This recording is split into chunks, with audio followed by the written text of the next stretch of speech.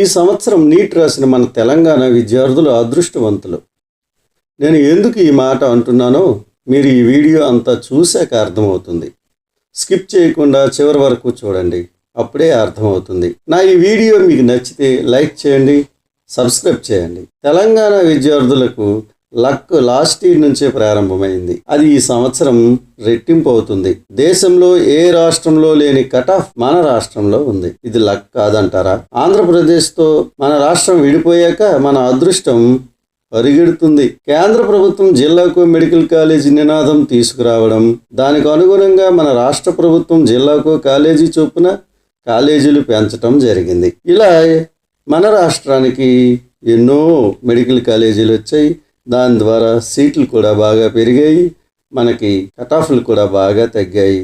కాబట్టి మన రాష్ట్ర విద్యార్థులంతా చాలా లక్కీ ఫెలోస్. 2014కు ముందు మన రాష్ట్రంలో ప్రభుత్వ ప్రైవేటు కాలేజీల్లో కలిపి కేవలం 3140 సీట్లు మాత్రమే ఉండేవి. కానీ ఇప్పటికీ 8515 సీట్లు అయ్యాయి. చూస్తే అర్థం కావడం లేదా? తెలంగాణ విద్యార్థులకు లక్కు ఉంది అని మీకు డీటెయిల్గా వివరిస్తాను.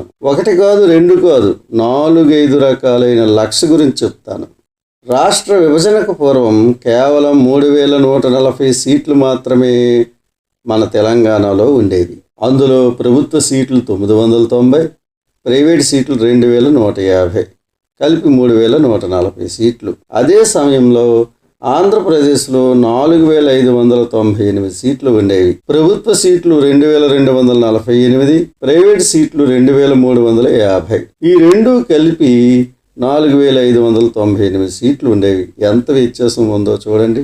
కాబట్టి మన ప్రాంత విద్యార్థులకు ఆ సమయంలో సీట్ల విషయంలో ఎంతో కొంత తేడా కనిపిస్తుంది. మనకుండే లక్ ఏమిటనేది చూద్దాం. ఒకటవది, 2023లో కేసీఆర్ గారి ప్రభుత్వం ఆంధ్రాకు 2014 తరువాత వచ్చిన కాలేజీల నుండి ఎంబీబీఎస్ సీట్లను ఇవ్వడానికి నిరాకరించింది. ఇవ్వనని చెప్పి ఆ సీట్లని మన రాష్ట్ర విద్యార్థులకి ఇచ్చింది. దానివల్ల 2023న మన స్టూడెంట్స్కి అంటే 503 సీట్లు మనము లబ్ధి పొందాము. ఇది మనకి లక్ కాదంటారా? ఎంత అదృష్టం మరి. మనకు ఆంధ్రప్రదేశ్ రాష్ట్రం 2023లో 463 సీట్లు ఇచ్చింది. మరి మనం కేవలం 287 సీట్లు మాత్రమే ఇచ్చాము. అంటే మరో 176 సీట్లు కూడా మనకు మిగిలాయి. అంటే 503 సీట్లు ప్లస్ 176 కలిపి గత సంవత్సరం 2023లో 679 సీట్లు మనకి మిగిలాయి. ఇది ఎంత లక్కు ఆలోచించండి. మరి ఈ సంవత్సరం 2014 తర్వాత కాలేజీల నుంచి 503 సీట్లు, మరి మనం ఆంధ్రాకి ఇవ్వాల్సిన 287 సీట్లు కలిపి 790 సీట్లు మనకి మిగులుతాయి. అంటే ఇవన్నీ మనవే కదా. అంటే మనకి సీట్లు ఎన్నో లాభదాయకంగా వచ్చాయనే కదా.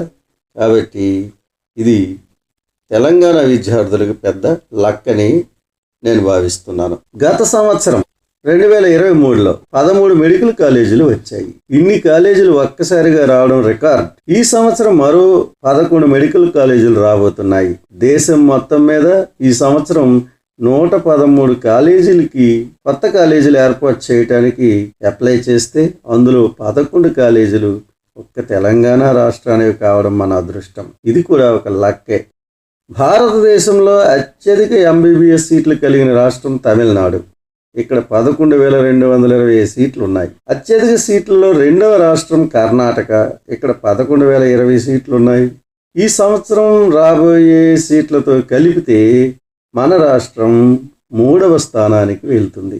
9,415 సీట్లు అవుతున్నాయి. ఇంతవరకు 3వ స్థానంలో ఉన్న ఉత్తరప్రదేశ్ 9,253 సీట్లతో ఉండేది. దాన్ని వెనక్కి నెట్టి 3వ స్థానాన్ని ఆక్రమించింది తెలంగాణ రాష్ట్రం. టాప్ స్థానానికి వెళ్ళడానికి 1,710 సీట్లు మాత్రమే వెనుకబడి ఉన్నాం. అయితే ఆ రాష్ట్రాలతో పోల్చి చెబితే మన రాష్ట్రమే నెంబర్ 1. ఎందుకంటే ఆ రాష్ట్రాల్లో డీమ్డ్ యూనివర్సిటీలు చాలా ఉన్నాయి. ఆ సీట్లే ఎక్కువగా ఉన్నాయి. కానీ మన రాష్ట్రంలో ఏ డీమ్డ్ యూనివర్సిటీ లేకుండానే కేవలం ప్రభుత్వ ప్రైవేటు కాలేజీల్లో కలిపి ఇన్ని సీట్లు ఉన్నాయి. కాబట్టి ఈ సీట్లన్నీ మనకే వస్తాయి. అందరి విద్యార్థులకి ఇవి అందుతాయి. మనం చాలా అదృష్టవంతులమని నేను అనుకుంటున్నాను.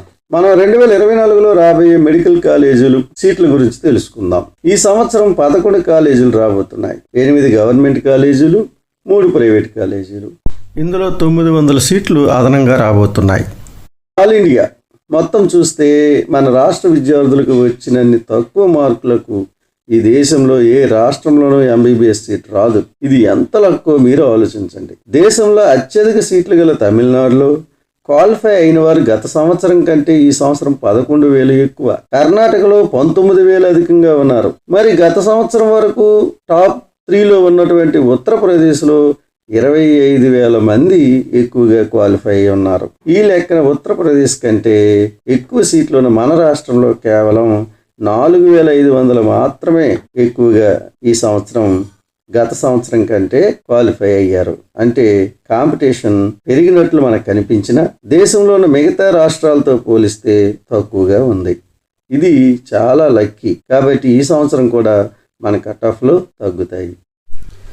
2014 ముందు కేవలం 17 మెడికల్ కాలేజీలు మాత్రమే మన తెలంగాణ రాష్ట్రంలో ఉండేవి.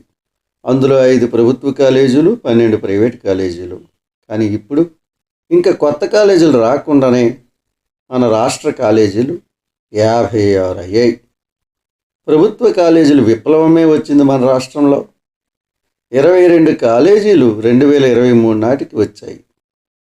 మొత్తం ప్రభుత్వ కాలేజీల సంఖ్య ప్రస్తుతం 27.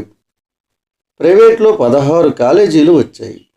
మొత్తం 24 కాలేజీలు ప్రైవేట్ కాలేజీలు ప్లస్ 4 మైనార్టీ కాలేజీలు కూడా ఉన్నాయి.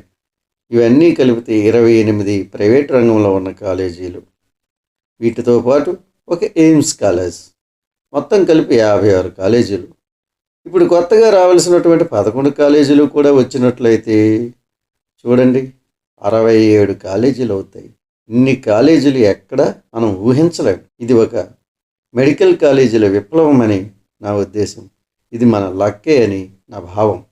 దేశంలో నీట్ పేపర్ లీక్ అవ్వటము, రీనీట్ అని కోర్టులకు వెళ్ళటము, ఇవన్నీ మనం పక్కన ఉంచితే మన రాష్ట్ర విద్యార్థులు చాలా లక్కీ. దేవుడి దయ వల్ల మన రాష్ట్రంలో కానీ నీట్ అనేది లీక్ అవ్వకుండా ఫెయిర్గా మన విద్యార్థులు రాసినట్లయితే మన వారు చాలా ఎక్కువ సీట్లను పొందుతారు. దాని ద్వారా చాలామంది లబ్ధి చెందుతారు. కాబట్టి ఈ సంవత్సరం తెలంగాణ విద్యార్థులకి చాలా లక్ ఉందనేది నా యొక్క ఉద్దేశం. నా యొక్క ఉద్దేశంతో మీరు ఏకీభవిస్తే ఒక లైక్ చేయండి, సబ్స్క్రైబ్ చేయండి. Thank you very much.